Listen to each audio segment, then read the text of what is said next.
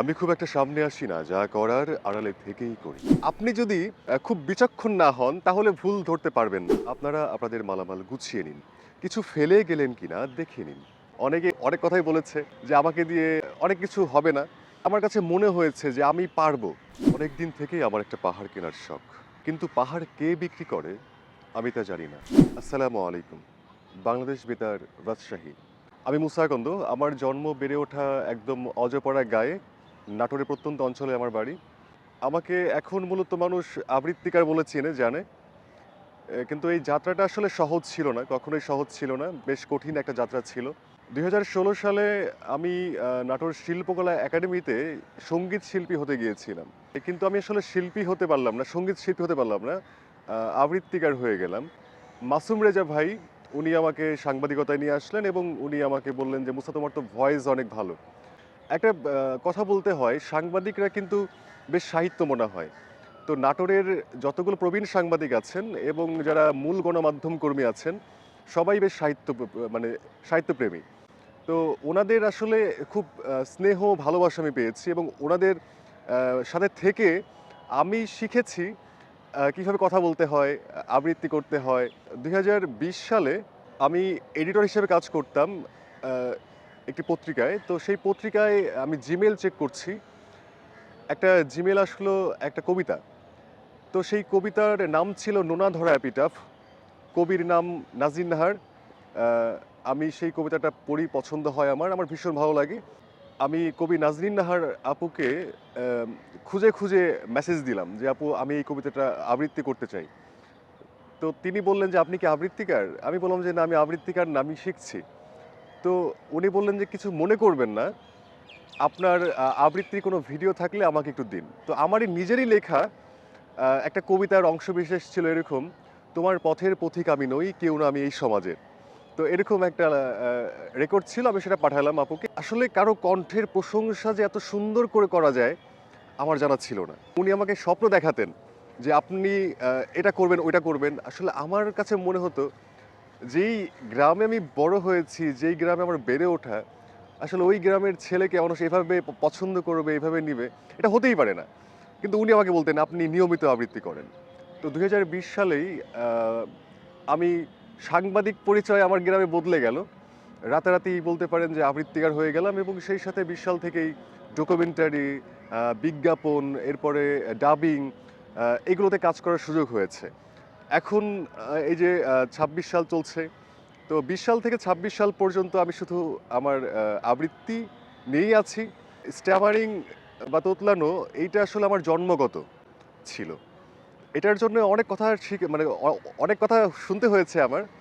অনেকেই অনেক বন্ধু-বান্ধব, আত্মীয়স্বজনও অনেকেই অনেক অনেক কথাই বলেছে যে আমাকে দিয়ে অনেক কিছু হবে না।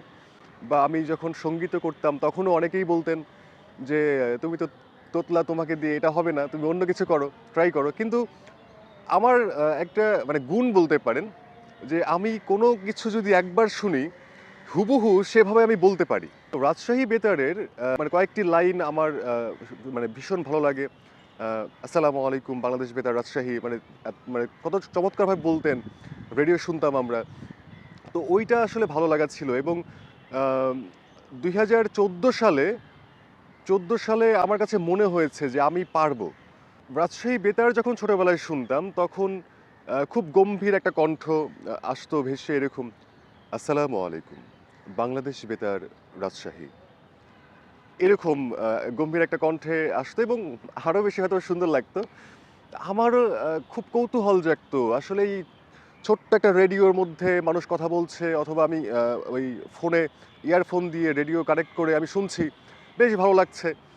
আমি কি করতাম? ওইভাবেই ট্রাই করতাম। তো ২০২৩ সালে আমি অডিশন দিয়েছিলাম রাজশাহী বেতারে। অডিশনটা আমার কাছে মনে হয় আমি খুব ভালোভাবে দিয়েছিলাম। কিন্তু কর্তৃপক্ষ বা বিচারক মহোদয় কোনো একটা কারণে তারা আমাকে নেয়নি। অডিশন দিয়েছিলাম এইভাবে, বিসমিল্লাহির রহমানির রহিম। আসসালামু আলাইকুম। বাংলাদেশ বেতার, রাজশাহী। আজ সোমবার ২১শে কার্তিক ১৪৩০ বঙ্গাব্দ। ২১শে রবিউল সানি ১৪৪৫ হিজরি। অনুষ্ঠান প্রচার হচ্ছে মিডিয়াম ওয়েভ ৩৫৪.৬০ মিটারে 46 কিলোহার্টজে।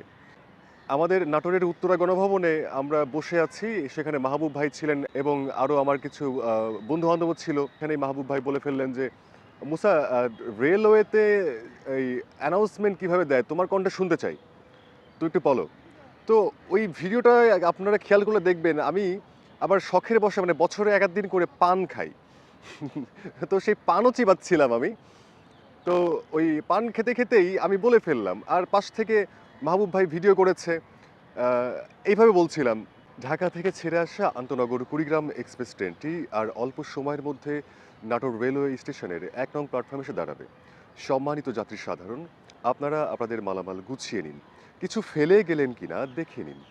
বাংলাদেশ রেলওয়ে ভ্রমণের জন্যে আপনাদের অশেষ ধন্যবাদ।" এখানে আরো একটি মজার বিষয়, আমি তো এখন মানে ঢাকা থেকে ছেড়ে আসার কথা বললাম কুড়িগ্রাম এক্সপ্রেস। তো ওই ভিডিওটা ছিল এরকম, সীমান্ত এক্সপ্রেস ঢাকা থেকে ছেড়ে যাচ্ছে নাটোরের উদ্দেশ্যে।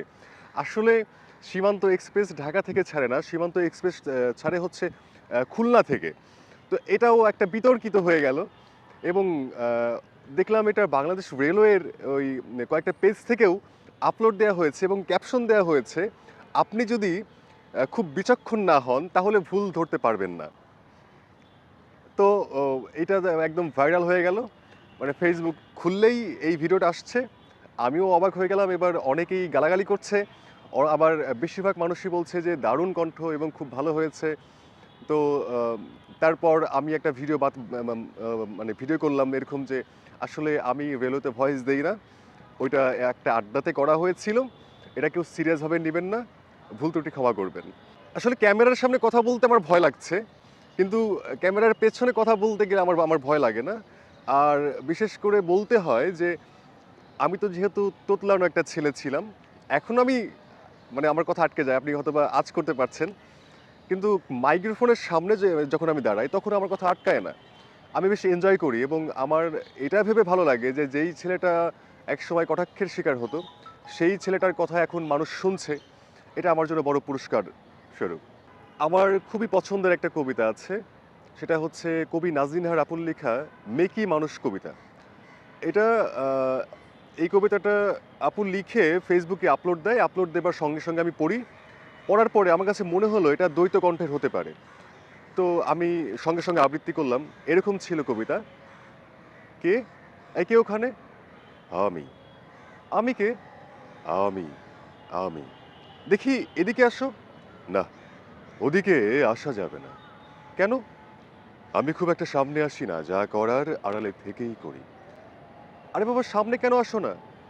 আপনি ভয় পাবেন। পেলে পাবো। এসো বলছি।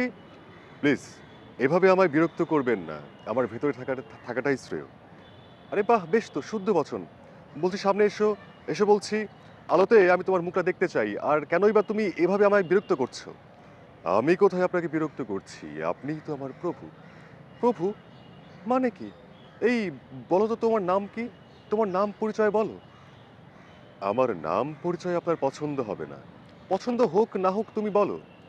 আমি রাগ, হিংসা, ক্ষোভ, ঘৃণা, লোভ, শয়তান, বদমাশ, বদমেজাজ, কুটিল ও ষড়যন্ত্রকারী।